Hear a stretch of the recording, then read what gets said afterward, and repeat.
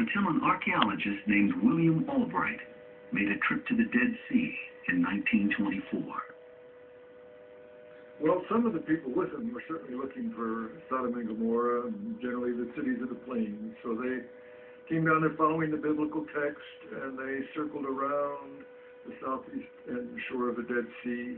And just at the end of their survey down here, they came across the site of Babadra.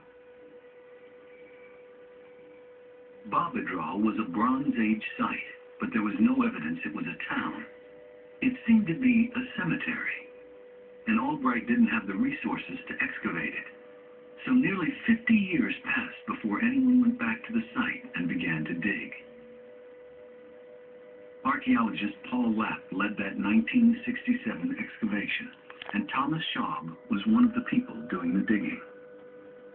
He's been back to the site many times since, uncovering over the years a cemetery that was vast, even by Bronze Age standards.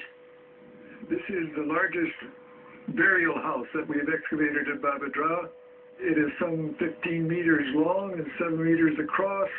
We found hundreds and hundreds of pots here and skeletons and bones. We found a burial with gold jewelry. We excavated over 700 pieces of pottery that were funerary gifts here, including many small perfume juglets and many other objects, including cloth, and one unusual, the remnants of wooden poles that were used as a pallet to bring in the bodies to the burial house. It was an exciting discovery, a graveyard that had been in use for about 1,000 years, around the time of Abraham and the destruction of Sodom. But there was nothing to link the cemetery to Sodom, except this. In about 2350 BC, the burials stopped. Suddenly. And no one knew why.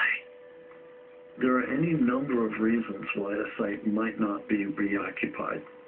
Some we can put our finger on, some we can't. Perhaps the water supply dried up. Perhaps the environment changed. Perhaps the climate changed. Perhaps the people were annihilated and completely killed.